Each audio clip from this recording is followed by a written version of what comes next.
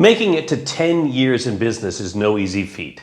But today's guest has done just that. As a matter of fact, they were celebrating the 10th anniversary of their business on the day of recording of this podcast. And our guest is none other than Nathanial Bibby of Bibby Consulting Group. Now, Nathanial, over the past 10 years, has generated over $400 million for his clients. He's going to take us on a roller coaster ride of the expansion and contraction of his organization over the past 10 years, and how they became an award-winning firm for the use of LinkedIn in social media, and why they're also recognized as the top 20 LinkedIn experts in 2019. So sit back, get out your notepads, and be prepared to have a great listen to Nathanial Bibby as he shares with us the journey and evolution of himself and Bibby Consulting Group. Welcome to the Evolution of Business podcast. Business is a series of evolutions. This podcast explores how to stay relevant in the hearts and minds of the people you choose to serve. It will look for the lessons and the failures of the past and share the success of those getting it right today. What is the next evolution of your business? Now, here's your host, Dave Clare. Welcome back to another episode of the Evolution of Business show. I'm your host, Dave Clare. And today's guest, we have none other than Nathaniel Bibby. And really looking forward to chat with Nathaniel about his business. And he's got a big celebration he's going to share with us, I'm sure, today. But Nathaniel Bibby, he's the managing director of Bibby Consulting Group, a global digital marketing consulting firm which has built a reputation of delivering cutting-edge strategies, including Australia's first LinkedIn lead generation service. So I'm sure we're going to learn more about that as well. But Bibby Consulting have generated over $400 million in sales for their clients using LinkedIn strategies alone. Nathaniel actually won the best use of LinkedIn at the Social Media Marketing Awards in 2019. And Nathaniel now hosts his own show, actually LinkedIn Heroes, featuring interviews with entrepreneurs like Grant Cardone, Jules Lund, Kerwin Ray, Jack DeLosa, Elaine Cardone, Stephanie Rice, and Dr. John D. Martini. So he's rubbed shoulders with some of the biggest names in the industry. But also, Nat is actually, the Social Media Marketing Institute had recently ranked him number 1 on their top 20 LinkedIn experts in Asia Pacific for 2019. So it is an absolute pleasure to have Nathaniel Bibby here on the show. Nat, welcome to the Evolution of Business show, mate. I am pumped to be here. Thanks, Dave. Yeah, I've been looking forward to catching up with you. You and I have been dialoguing once again through LinkedIn, as I have with many people over a while. And you know, we're trying to catch up, have a coffee. This is pre-COVID or pre-pandemic, and yes. it was just we couldn't get our schedules to collide serendipitously at the same time to grab that coffee together. So I actually had to come along to one of your events just to say good day and meet you. So. And it was an absolute cracker of an event. Our mutual friend Shil Shangavi was, I think he was your MC for that event. And it was great to catch up and learn more about, the work that you're doing in this space. I'd heard about this mysterious Nathaniel Bibby, who's the LinkedIn guru. And and it was really great just to go and see the cool work you're doing. So I mean, it's a privilege to have you on the Evolution of Business show. I'm so pumped to be here. I'm particularly excited today. I got a bit of a spring in my step because I only realized a few days ago, 10 years ago, as of today, when we're recording this, is when I registered my business. So it's a big virtual round of applause. Everyone's listening. They're cheering. They're shouting. 10 years.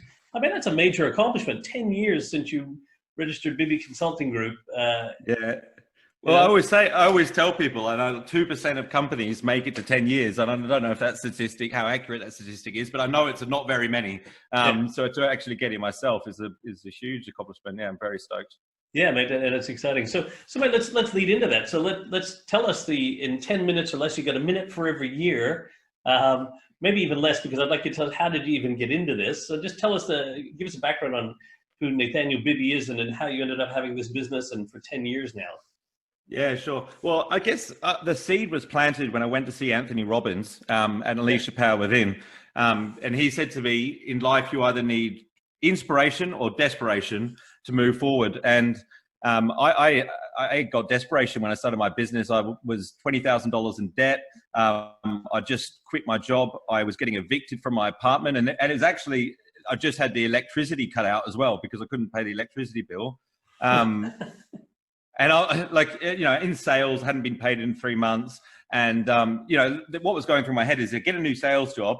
It's going to take a few months before I get, enough commission up to be able to work my way out of this financial trouble. That's not going to work. Called my mother. She said, no, I won't help you. Called my dad, same answer. And so, like, I stayed up all night and I was just like, what am I going to do to get out of this financial trouble? And the only solution I could find was to literally go into business. And so the next day I started my company. In the first day, I managed to get a meeting with a real estate agency's office. Yeah. And I convinced, it was 6 of their agents out of 12 to give me $2,500 on the spot. So I made $15,000 by 6 p.m. my first day in business. And that's how we started. What were they paying you to do? So I sold them a 1-page website, a Facebook page, and a LinkedIn profile. Because all I did is I just went on the Google, searched their names, and I was like, you guys aren't controlling the search results. If we get you a 1-page website, and if your name's John Smith, you'll get johnsmith.com.au, a Facebook profile and a LinkedIn profile, all of a sudden you'll show up. And it was a no-brainer to them, And so I started just doing all digital marketing stuff. That's what I was good at. That's what I had experience in. And then I got to a business coach was organizing an event. He said, Nathaniel, if you can invite your contacts, I'll give you a plug at the end. And I said, well, instead of saying Nathaniel's a digital marketer, why don't you just say I'm a LinkedIn trainer? This is, I do the LinkedIn training stuff as well. I get a lot of leads through LinkedIn. Yep. And we'll just see what the response is like. And after he said, I'd like to thank my sponsors, one of which is Nathaniel. He's a LinkedIn expert. If you need help with your LinkedIn profile, go speak to him afterwards. And out of 100 people that were in the room, like 60 of them were just surrounding me afterwards going, oh, I'm on LinkedIn. I don't know how to use it. How do you set up your profile? Should I connect with this person? All these questions. And, the business coach came over to me, David Guest, his name is, in Melbourne. And being a business coach, he said, Nathaniel, the market is telling you what it wants. And that's when I decided to specialize in LinkedIn marketing. And we started offering LinkedIn marketing services to clients, which really didn't exist before.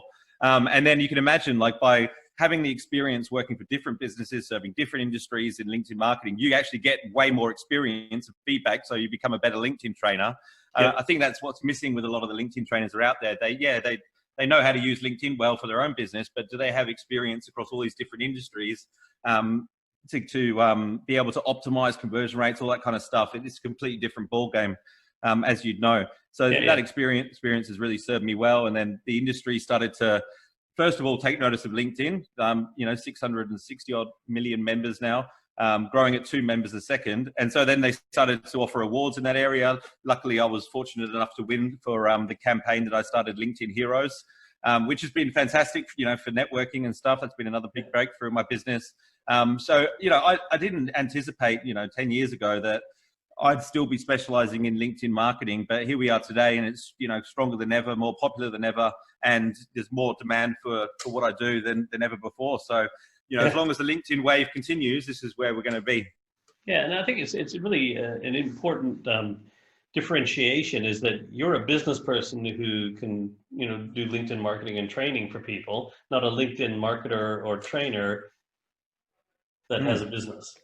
That's right. Because you're doing this for yourself, and I think that's really important. Like, and long gone are the days where the cobbler's children can have the worst shoes, the mechanic can drive the worst car. You have to be a product of your product. You have to be utilizing your tools, improving yourself as a practitioner, not just one of those who teaches. And and I think that's really important, a differentiation, which obviously starts to show up in all the results and the awards and recognitions that you've received, in doing that, which I think is really kudos to you for the hard work. And it's interesting, here we are 10 years, and I just did, we had Michael Lane from Success Resources on the podcast just previously, and he was talking about his sort of 10-year journey. And, we've all heard these things about the 10 years and how long, and but it was interesting what you said when Tony Robbins told you about it was either inspiration or desperation. Did he say that to you directly, or was you in the, and he said it to the audience, but you heard it? I was down the back. There was probably 7,000 or 8,000 people there, and I was down the back, too scared to be towards the front because it gets everyone up and dance. And I've been to 8 or 9 Tony Robbins events since, and now you'll see me. I'm down the front dancing with everyone. But Yeah. I was very nervous and shy, and Yeah. it's all these stories that come up. But like when I went to Tony Robbins, I had to use 2 credit cards and the change in my pocket to pay for the taxi. So the first day there, I didn't eat anything for the whole day. Yeah. If you've ever been on the first day of Unleash Power Within at midnight, he gets everyone outside to walk across hot coals. Yeah. So I left there like 2 in.the morning with my feet burnt, hadn't eaten anything all day, with a completely new outlook on life. I mean, it wasn't just that statement. He changed my limiting beliefs around money, a lot of different things. And it was Date with Destiny, another Tony Robbins event, where he did say something directly to me, and he said, there's only one thing that trumps fear, and that's massive action. And I was like, well, what am I really afraid of? I mean, in these days, this day and age. And the reality is, like, I've always been scared of heights, right? So if you asked me to do a skydive, I would just say, look, that seems like a pointless exercise. What's the point of doing that? I don't like heights. What am I going to do? Jump out of a plane, land on the earth? What's going to be the difference? But when he said that to me, I thought, I'll challenge myself. So I jumped out of an airplane the next morning. And it was a huge breakthrough for me, because it was like, when I landed on that beach, I really felt in my body, and I don't know if anyone else has experienced this. Like, I guess we say it a lot, but I felt like anything was possible. Like I could do anything. If I could do that, I could pretty much do anything. And I still am afraid of heights, but I know that I can conquer it if I need to. Yeah, no, you know what? I did skydiving. Would have been back 2011, 12 from 14,000 feet. Yeah. And I'm not a big fan of heights, but like skydiving, man, it was something I always wanted to do. It was a fundraiser, and my niece had diabetes. It was a fundraiser for diabetes, so I wanted to raise money to support her. So I did it. I jumped, made 14,000 feet. And it was, I've never felt more alive facing a fear like that, facing death. I never felt more alive. When that free fall, I mean, you popped a chute, it was fine. It was all like, it's all floating. But that free fall, that when you're Supermaning it down, and I actually had my Superman belt buckle on and everything, and it was, it's great photos of it there. You got the just rip it up. It does. You just, when you face a fear, and I know Will Smith did, I think for his 40th or 50th birthday, he did a thing about going skydiving and doing all that, and he talks a lot about that. That when you push through the fear, that's when the greatness is on the other side of fear, right? Yeah. And I think you have to, as an entrepreneur, like you have to get used to being comfortable in these challenging situations. Because, as we all know, when we get emotional, especially when fear comes into it, we start to make bad decisions. And it's when the shit's all happening that you need to be centered and be able to make logical, non-emotional decisions. And I think we do that all the time in business. Yeah, absolutely. And do you have any ritual or routine you do to center yourself when you are feeling that building up? Do you, some people meditate, some people just go for a walk, some people, light a candle, whatever. Do you do anything or? Yeah, I think it's all about changing your state. Another thing I learned from Tony Robbins, and whether that's going for a walk, putting on some music, just getting out of this head where you focus on all the problems.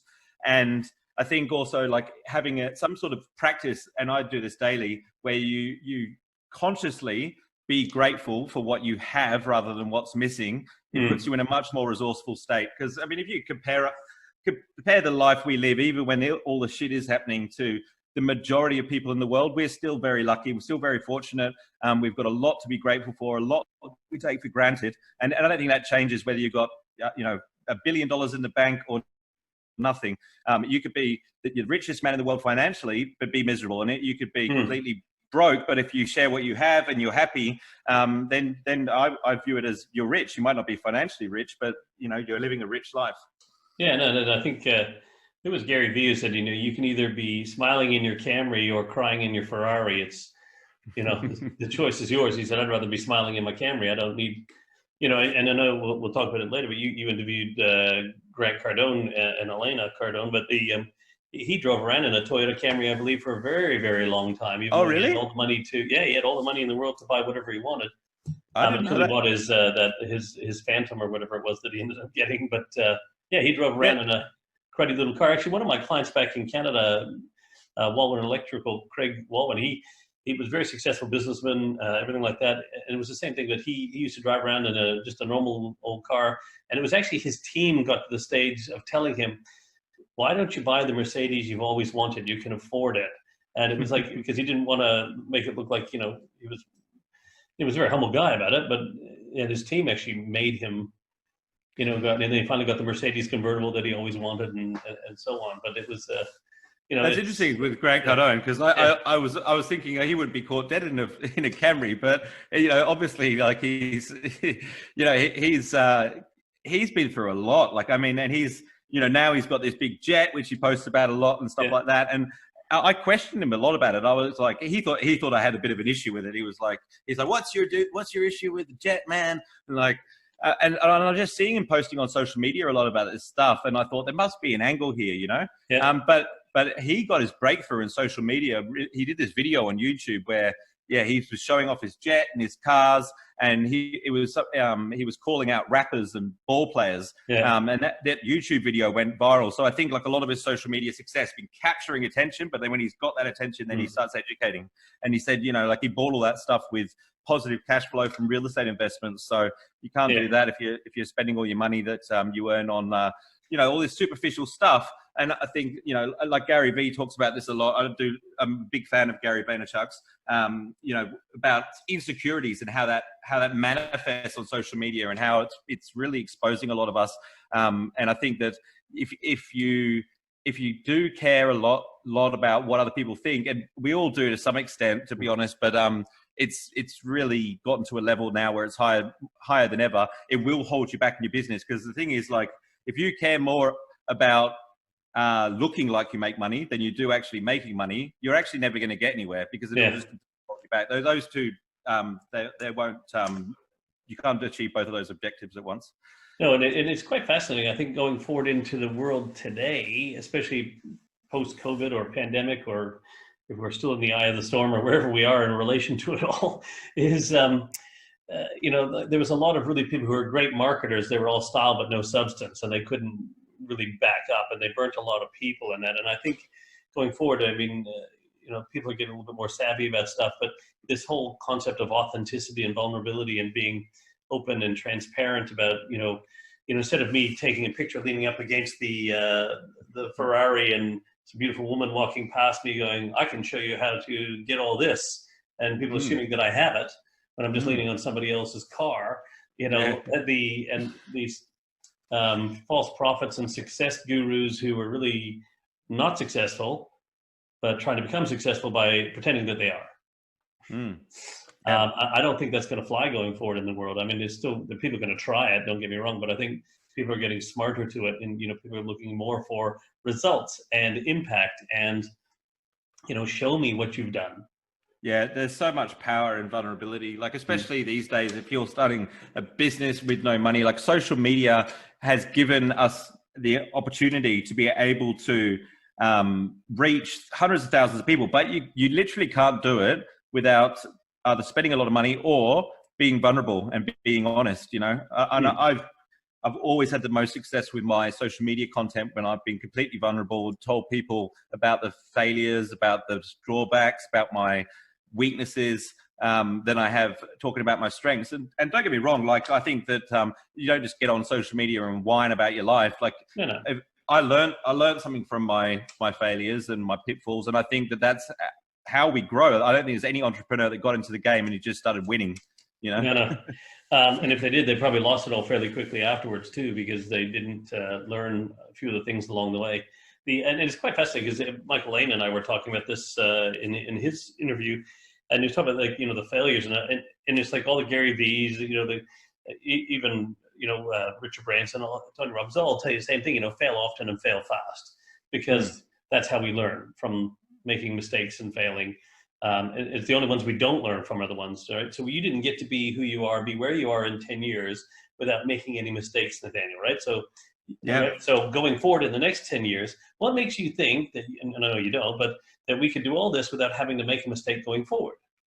Because you're going to have to continue to make mistakes and push the edge and, and find out where it is and try and fail and do all these sorts of things to learn, because that's how you got to be who you are today. And it's the same process you're going to need to use to be who you need to be tomorrow. Yeah, and that's what being an entrepreneur. This is why I love it so much, and this is what it's taught me. Is it's changed my relationship with failure.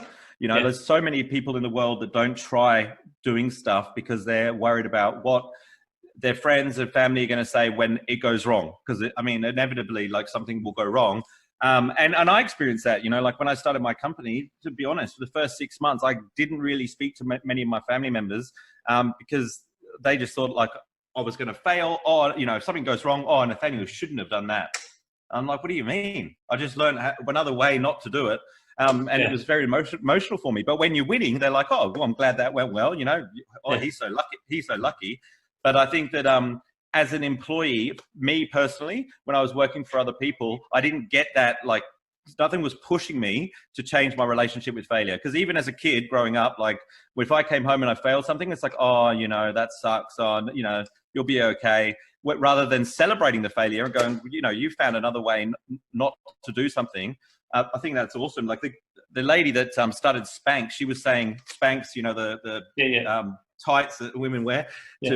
So like she said that her dad used to say to her at the end of each week and her siblings, what have you failed at this week? And then they'd celebrate it. And so they would always come to, you know, dinner with their dad with something they failed at because they would celebrate. And so they always learned that like losing was not actually not being able to do something. It was actually not trying.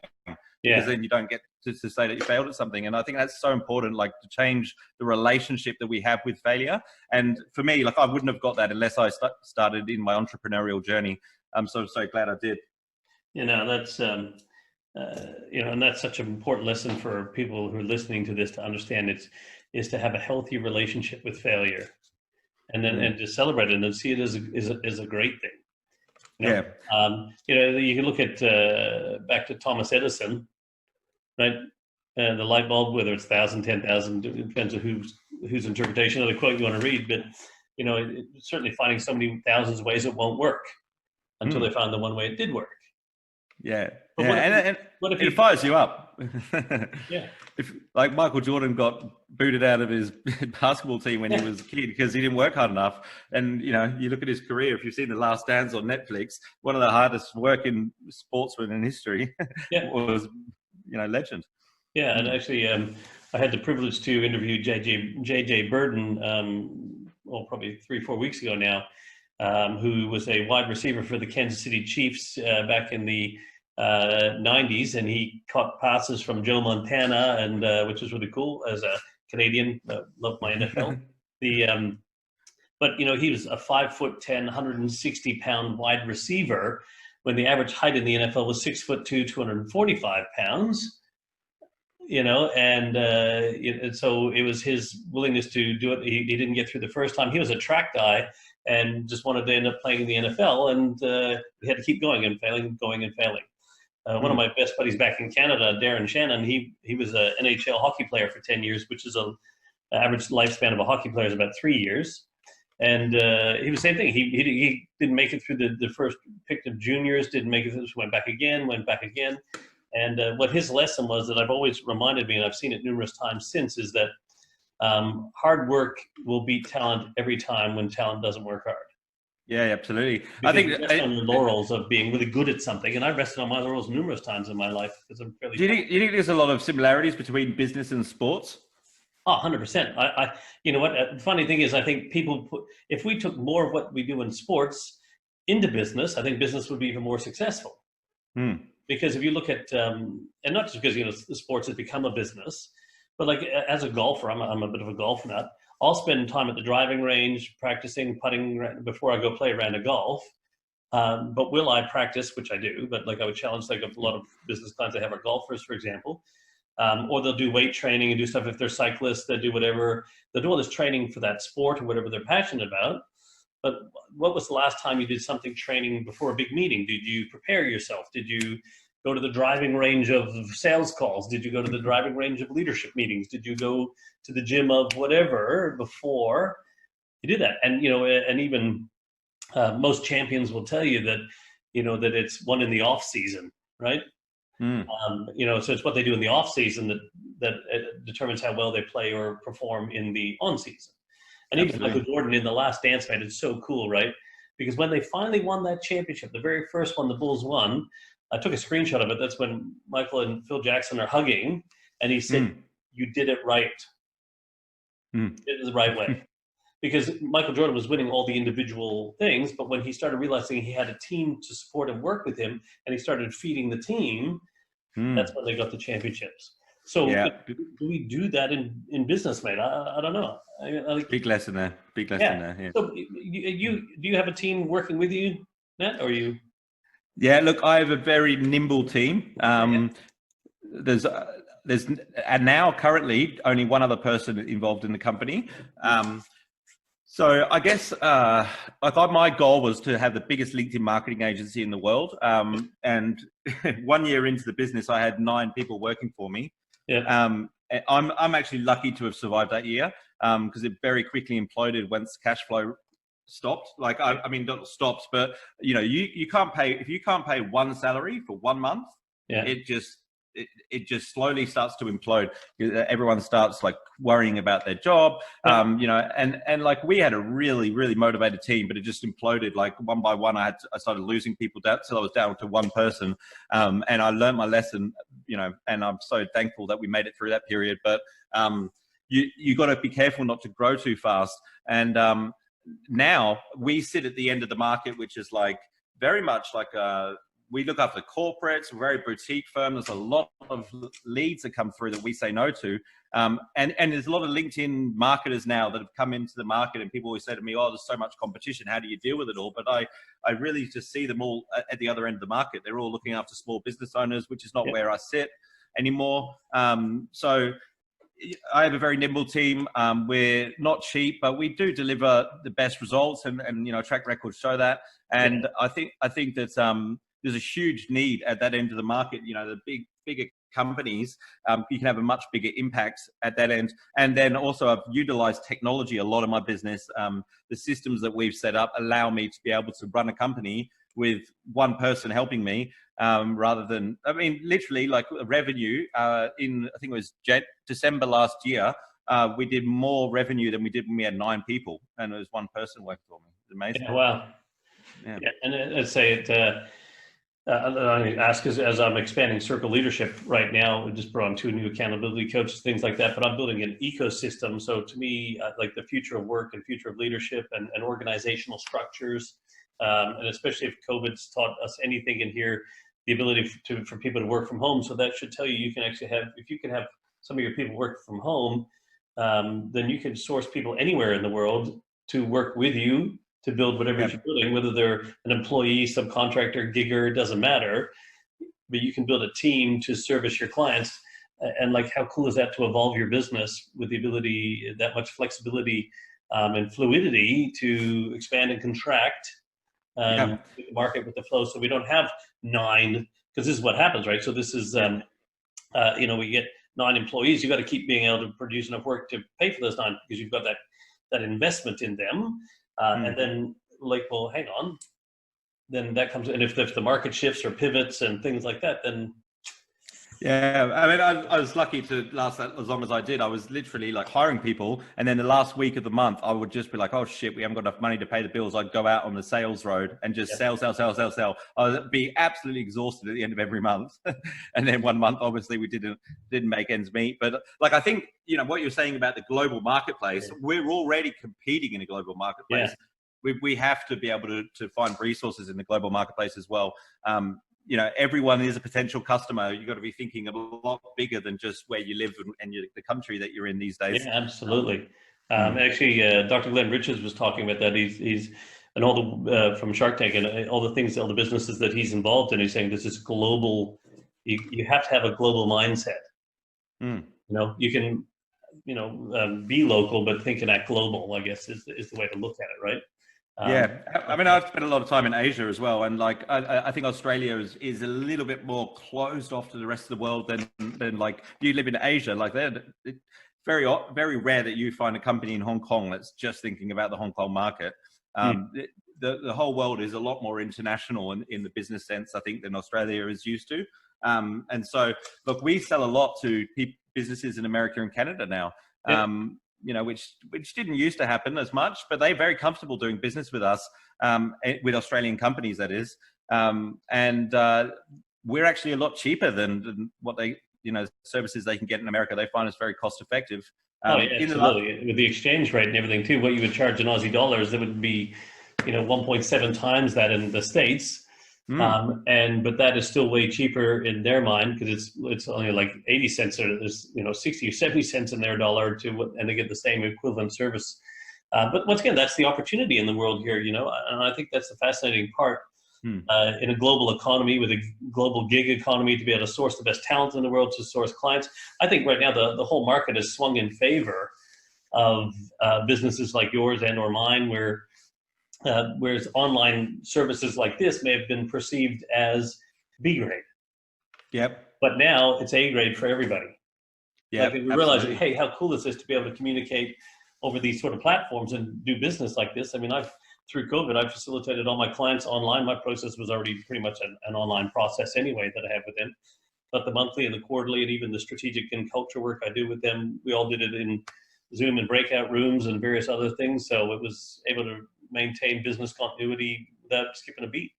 5 years ago, there was still business owners, very successful business owners, telling me social media wouldn't last and it's a fad and it's stupid. Yeah. And like, I can just imagine where they would be at the moment. Like, it's completely changed the way that business is viewed, social media completely. It's really fast-tracked everything. I think most of those businesses that don't think that social media would last are the businesses that won't last. So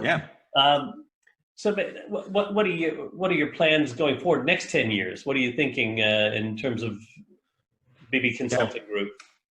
Do you know what's really interesting and exciting for me at the moment? And I guess this is part of the journey, but in the last year, my YouTube has gone bananas. Like, it's something which I've always done. I did it before I even started LinkedIn marketing. And for like the first 5-6 years, I was literally posting videos and we get 2 or 3 views. Yeah. And I'm thinking, why am I doing this? And like, in the last month, we've got like 130,000 views on the channel. Wow.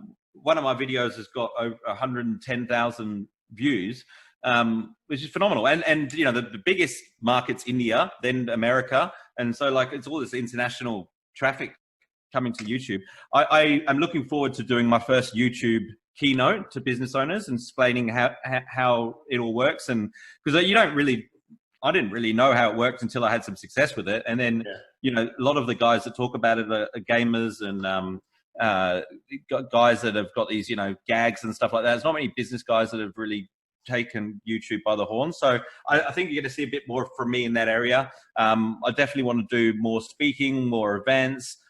At LinkedIn, I don't see it slowing down, to be honest. Like, I really don't. It's got a hold on the business to business market. I haven't seen better results in the whole time I've been doing it that we can achieve on LinkedIn. Their advertising is getting better. Businesses are starting to realize it.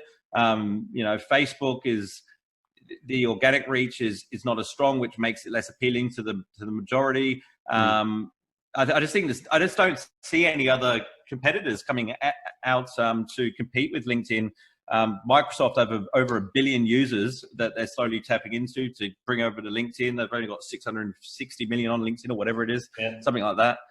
So I just don't see it slowing down. The leadership team seem to be really on the money with everything they've introduced. We've just got LinkedIn Stories in Australia, which I've been experimenting with. They've only introduced it in the UAE and Brazil and Australia. And so, now when I post on stories, maybe I get 100, 150 views, which might not seem like a lot, but when you take into account that majority of the world haven't got it yet, when they have got it, I imagine it would be like the same as when Instagram first introduced stories, and you get 3,000 or 4,000 views easy. Yeah, but this is also an important thing for people to understand, that when LinkedIn or any platform introduces a new offering or service, that you need to jump on that quickly and do that, because that's the thing that they'll get more promotion, and that because that's their new service. So they want, the more people use it, the more exciting it becomes, right? Exactly. Yeah. Don't jump on it till later, then you can be left behind a little bit.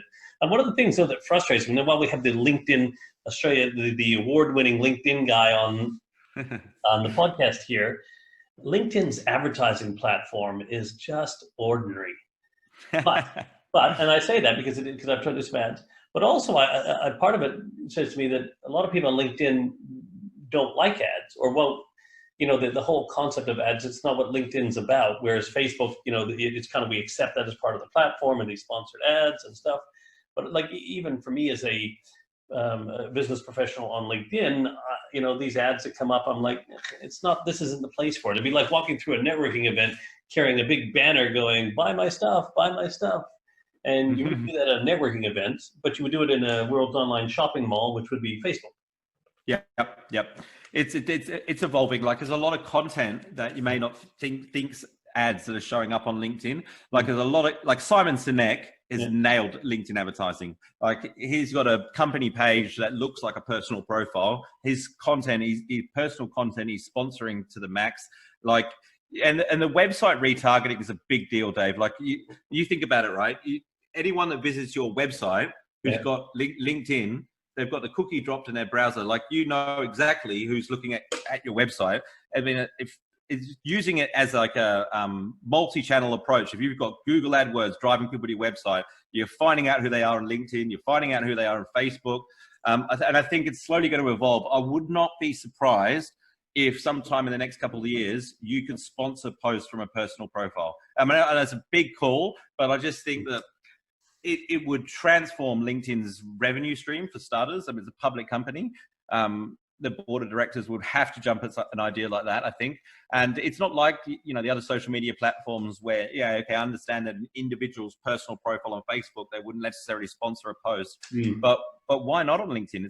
It's a professional platform. I'd love to be able to push my content harder by sponsoring stuff on a personal profile. And then what they've done is on a company page, you don't get as much reach because they want you to sponsor stuff. So Simon Sinek, I'm just going to mention him again, because what I think he's done is he's made a personal profile, a company page, and then he's posting through that and amplifying the content. I think that's a really good approach. So he doesn't have a personal page then? He just uses the company page?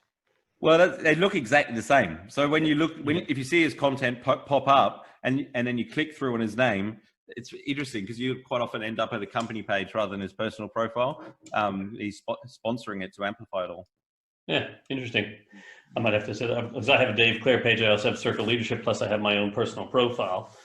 It's quite interesting. Like, so when you think about here in West Australia, we're both here in WA, one thing that I found, and it's pretty prevalent probably across all of Australia, but there was this really big growth mindset going on. Like everyone, grow your business, grow. The problem with the growth mindset is that sometimes you can grow into obscurity or irrelevance.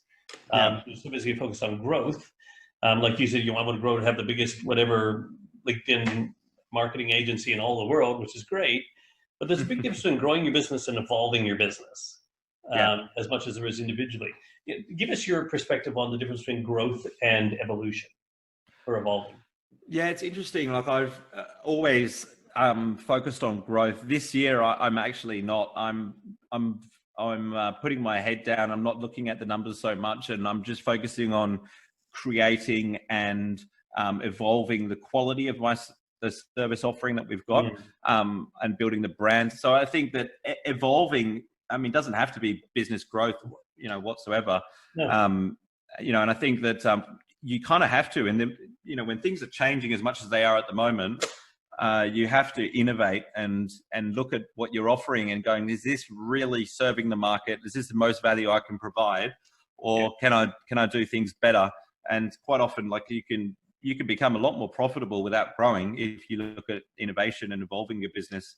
And so I look at things like that. And I always look at opportunities to learn as well. It's like, where am I going to get the most growth? Like the LinkedIn Hero series, that's the campaign I won the award for last year. What I didn't anticipate is I thought, I'll tap into all these other markets. I'll get to meet these cool business dudes. But the amount that I learned from it is really phenomenal. Like that interview that I had with Cardone, I learned more in 20 minutes than I did, spending a weekend with him in one of his courses. It's crazy. It's crazy. He gave me some really good advice on my social media, which has done wonders for me. But like, where else are you going to get the opportunity to find that sort of stuff out? So I'm always looking for ways to learn more and to be able to give more, add more value. And I think that's really in social media. Like if you can add the most value, that's how you win at the game of social media. I think where the business side of it comes in, and where a lot of people get confused, is how do you translate that into return on investment, which is another skill altogether. Because you get those two mixed up, adding value and extracting value, you can sort of shoot yourself in the foot sometimes. Yeah, no, I think that's so, and it's really important. So this whole evolution you're going through right now is critical, and I think if it wasn't critical pre-COVID, it definitely is now during or post-COVID. That we don't continue to evolve to stay relevant in the hearts and minds of people we choose to serve. Somebody else or something else is going to come along and innovate or disrupt or do whatever, and serve those people because you're not evolving. You can grow, right. But if evolution doesn't become the natural state of your business or organization or even yourself, as a species, we've always evolved, right? It's not the fastest, the strongest, the fittest, or the smartest that survives. It's the one that's most able to adapt to their ever-changing environment that does in life and as individuals and in business. So even in your organization, if you're not evolving, then your business won't. And if your business isn't evolving, then you become irrelevant. I mean, it's just a fact now. So when you think about yourself, what was the biggest personal evolution that you've gone through yourself as a leader, or just even as a business person, your own personal evolution? Yeah, look, starting the company was the big one. Like, I mean, I mean, that was something that, I definitely, that was a challenging period that I did on my own. And then going through that imploding at the first year of business as well, where I had to lose people. My business mentor at the time, he said to me, Nathaniel, you got to get rid of, this person. You got to get rid of this person. And I was like, why? And he's like, well, you have not got the cash flow to support them. And I was like, I can't fire somebody, of something that I haven't done, not that they haven't done. And it was a big mistake because you've got responsibility to a lot more than one person. Yeah. And so that was a huge learning curve for me as well. And then I have to say that interviewing Grant Cardone was a big one for me. Like Michael Lane will know the story because I was hammering him for months to try and get that interview. Yeah. And he'll probably laugh, but he posted on LinkedIn saying that so many people can interview him, send him your application. So I sent him my application. I'm not getting a response, so I'm tagging Michael in every post I'm doing. I'm tagging Grant Cardone. And I'm thinking, I'm not getting anywhere here. I've emailed Michael so many times, and he's only going to reply, a couple of times, isn't he? And then I thought, I've got to think outside the box here. How am I going to get this? Because it was a big thing for me. I knew that, getting the Grant Cardone interview was going to put me on a platform where I can approach, a lot more people that have come over from the US.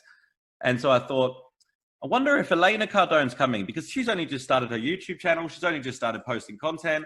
So I get onto Instagram and I message Elena and say, hey, I didn't mention anything about Grant. I said, Elena, are you coming to Australia? Because I'd love to interview for LinkedIn Heroes. And then her assistant gets back to me and goes, yeah, Elena's going to be in Sydney. We'd love to do the interview. And I was like, well, look, I'm not in Sydney. So, I'll come if you give me an interview with Grant Cardone as well. And so you can just picture Elena going, honey. Yeah. And then, but this interview for me. Exactly. But I just got back from Sydney for another reason. And they call me and they say, look, Grant can do the interview tomorrow. And I'm like, okay. So I get on a flight at 7 a.m. the next day and I get to the airport. They're like, didn't you hear, Mr. Bibby, the flight's been cancelled? And this customer service line, they said they couldn't get me on a flight till 5:30. Cut a long story short, I managed to get to Adelaide and then I had to run 10 minutes to the gate to get to Sydney. It was a full-on mission getting this interview in the first place.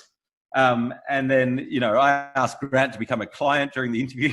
I was like, I've got to get more value out of this, Yeah.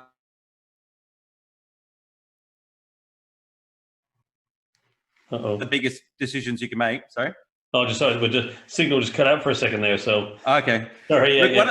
One of the biggest pieces of advice that I have for anyone listening that's like a business owner or entrepreneur is who you surround yourself with. The people that you hang out with are going to have a massive impact on who you become. And so, doing things like this and interviewing people is a great way to expand your peer group. Yeah, absolutely. And it's funny. It's because I remember you shared that Grant Cardone story. I think it might have even been on one of your other podcast episodes I watched. I thought that's really cool because here's my Instagram. Yeah. Yeah. Cool. Okay. Yeah. So 2000 and what was that? 2016, he put a post up on Instagram, wondering why, because he was only had like 100 and something thousand followers or something on his Instagram. Oh yeah. Like, if you know, if anyone out there can give me some help or advice on how to increase the, so I just sent him a message, called him, Yeah. and that's where I started. Instagram said, "Hey, look, you know what? You know, I only had like 1,000 followers or something on my Instagram at the time." I said, "I've only just started doing this. I've learned something that I'm happy to share with you. I've gone from like 200 followers to 1,000 followers in the last 3 months. Yeah. So that what I'm doing is working. Whilst you're at 195,000, the process will still work for you. Would you be interested?" And then Katie from his office at the time, she sent me a message, said, "Yeah, no worries." And so we set up a Skype call. He said, "You have 8 minutes." 21 minutes later, we'd had this big chat about everything, and he did it. And then, yeah, so back in 2016, I take a little bit of credit for saying, Oh really? Wow. "Oh, gee, Awesome. take his Instagram." He called this IT guy in, and we're having a chat, and he's like, "Oh, yeah, just hang on a second," and he's calling somebody over, and then they come over. Yeah. And anyway, Awesome. it was quite funny. And so I've reached out to him to get him on this podcast to find out, because I find him a fascinating character. And you know, when you get with him, like, because he does do controversial things to get attention. And then, you know, like even just recently with the whole declaring bankruptcy kind of a thing, which he posted. I don't know if you saw that. No, I didn't know. There was a viral video going around of him talking to Jared, and it was on Instagram. Instagram Live. And they're clearing the jet. They're getting rid of everything. There's a bankruptcy thing going on, but he just It's exactly the sort of thing you do. Yeah, follow up like a week later, just saying with all the stuff going on in COVID, he had to find a way to break through the noise, and so he did that, and it just created all this controversy, and then all of a sudden he got all the attention back. Yeah, you know, whether you agree with it or not, I'm not sure that's the best way to grab attention, but that's what Uncle G does, and that's his brand, and that's who he is. So yeah. So from a business point of view, what's the most significant business evolution then that you've had, evolution of your own business? Yeah, sure. Look, I think that moment when I decided to specialize in LinkedIn was a big one. For me. Like, you know, choosing a niche was very scary. A lot of people, like I was very new in business, so I get a lot of advice from a lot of people. And what I've found is when something's worked phenomenally well for me, it's normally a thing that 99% of people said wouldn't work. It's like LinkedIn, is that going to be enough for you? Like, is you going to have enough people? You're going to have enough business? And I mean, I always did, but yeah, it was scary for me. Like, people would say to me, "Can you do my Facebook?" And I'm like, "No, you know, there's an opportunity there to double my revenue, but no, you know, of course I can, but then you can't systemize and you can't specialize." And I've, in more recent years, I think that's become a lot clearer to me. And so now I can literally sign a client up, put the strategy together, delegate it, and it's taken care of. And I know that they're going to get results. One other thing that I have learned along the way, because it's always about the customer. The business is all about relationships. And when you get to a bigger organization, it's about relationships with your team members. But it's finding out what the customer values, because, you know, the first client I did LinkedIn marketing for, they were running AdWords, and it was costing them an absolute fortune, a registered training organization. And I generated 150 leads for them in the first month. And I was, you know, that's a huge amount. They're way more than they anticipated. 30 would have been enough. And so at the end of the month, I go into their office and I'm like, you know, "I am the man. This is the greatest service ever." And they're like, "Nathaniel, we are blown away with how many leads that you've generated. We need to cancel our contract with you because it's going to take us 6 months to follow these leads up." You know, and so working out what's valuable to the customer, right? Because all I did was I created a problem for them. I created it was a good problem, I guess. Yeah, absolutely. But they weren't a customer after 1 month, right? So from a business perspective, like, I had to learn that, you know, account management, expectation management, looking after the client, on, you know, having conversations is actually far more important than the volume of leads. Because if you're not getting enough leads for your business, and all of a sudden you have a ton of leads, most of the time businesses aren't equipped to manage that. No, absolutely not. And I think some of the important things to talk about there is obviously, you could have done all these different services to people, but you chose, to specialize and then systemize. Because evolution of business, like an evolution of your business doesn't have to be, growing is doing more for more, but, if you want to like scale your business, which is doing more with less or for less or equal, but you're talking about like, specializing and systemizing, that's an evolution in itself. So instead of being everything to everybody, we're just going to be something to somebody using, this, and this is our space and niching in or whatever it is. Because there's so many people afraid to niche. So an evolution of your business could be a narrowing, not a widening, for example. Absolutely, it has to. Yeah, I mean, this is my strength is been going narrow, and there's a interesting conversation I had with a lady that works for me, who said, she deals with the leads. The leads come in, she'll speak to them. She has qualifying questions, 5 questions that she asks them, and then she can book them into a 15-minute call with me. Yeah. And so she said, this guy's called up. And he says he knows what you do. He just wants a quote for LinkedIn lead generation. He's spoken to 3 other companies. They've all given him quotes. He just wants a quote from us. And I'm like, look, he's got to follow the process. Like you've got to ask him the 5 questions. You've got to book him in for the call. And then if we're a good fit, then he'll get a proposal. That's the way that we do business. That's the system. And it's not done that way because we're trying to be difficult. It's done that way because if we know the information that we can get from that call and those 5 questions, we're able to offer a customized solution that is actually going to get him the objectives rather than just going, oh, you want a quote, you want a quote, you want a quote, and just handing them out to everyone. So the system will not fail you. And it's when people come across and they want to break the system is the exact time that you want to not break it, because the system's there for a reason, to get the result for the client. Even terms like that indemnify us from getting into legal trouble if we do something wrong. That's there so that we have the confidence and the freedom to be able to do what we do best. It's there for the interest of the client. It's not there so we can do anything wrong. Yeah, no, I think it's good. And if you ever read Atomic Habits by James Clear, one favorite quote in there is, you don't rise to the level of your goals, you only fall to the level of your systems. So we work out what is it, and then we put a system in place, and then the system, if it's not achieving the goals, well, then we need to look at tweak the system, because we're only going to fall to the level of that system. But I think it's funny because it's like when you were talking about everyone wanting quotes and all that, I just got this visualization of Oprah going, "You get a quote, you get a quote, everybody gets a quote." Yeah. And all of a sudden you end up spending all your resources quoting everybody. Yeah. And then when you don't necessarily win them all, and when you do have to do work, you don't have enough resources to do it because you're so busy quoting that you're and chasing price, or trying to win a price battle or price war. It just doesn't work. So it's quite fascinating for me when you think about that. So what do you see? What's your advice to business owners, leaders, entrepreneurs? What, from your perspective, it could be LinkedIn related or not, but what do you see coming in terms of future work, future of leadership, humanity and technology, whatever? What do you see in the next 3 years? What are you seeing that you're preparing for? Yeah, look, I think a lot of businesses are going to suffer in the next few years that if they don't adapt to what's going on in the world in terms of technology. Social media is huge. Literally, if you're in business to business or you're in professional services, get onto LinkedIn and understand that platform. It's where all the activity is at the moment, and you can really bootstrap a company on that platform right now. It's huge. I think so many businesses are wasting time on other social platforms. Instagram's a big one. I love Instagram, don't get me wrong, but I'm never going to make as much money on Instagram as I do on LinkedIn. Just not in my niche anyway. Brooke might fight you on that. Yeah, well, look, it's a different business model, right? A lot of our audience are business to consumer. So I completely understand it. Yeah.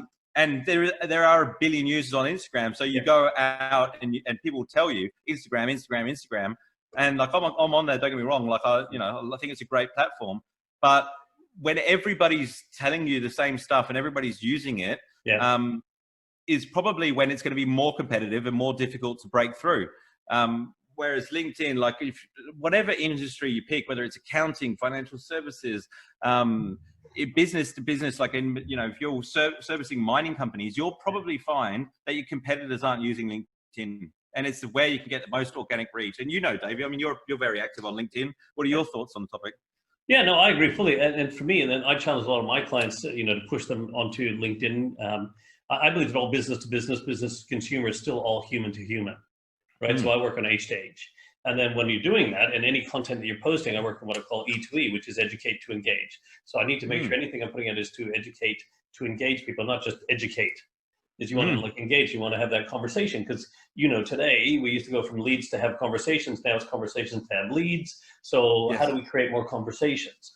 So I think LinkedIn is great. But the challenge with, and because a lot of my clients that I serve are accountants, lawyers, financial planners, insurance brokers, mortgage brokers, professional service firms. I said, you can share the same content that everybody else is sharing, but how do you stand out in all that noise? I said, you need to be able to take your sense of purpose of your organization, take that information and tell me the impact of that information, and not just tell me the information everybody else is telling me. So if I went to every single accounting firm that was posting about JobKeeper, yeah, great. Okay, everyone's telling me about here's what to do with JobKeeper. But tell me what I don't know about JobKeeper. Tell me what other people aren't telling me about JobKeeper. Challenge me around that. Like, what's the impact of JobKeeper when it's finished? What are you doing to prepare and plan for that? What are you doing here? There's some case studies that we've had. So I think, to me, for businesses, 100% LinkedIn is the place to go. That you need to be educating to engage, and that you need to be having a different voice than everybody else. Yeah. Because if I look at, and I think Michael Lane was talking about, he said, like, we went from the industrial age to the he's calling it the expert age. And I said, well, there was the information age in between. We're going this information that's been thrown out at us, but now it's how do we discern or ascertain what that information is relevant and who the experts are and all that noise. And it's those people who can differentiate themselves and create that voice or impact. And that's where that authenticity and the vulnerability that you're talking about has to come out. And so I see that. And for me, like, LinkedIn is my primary platform.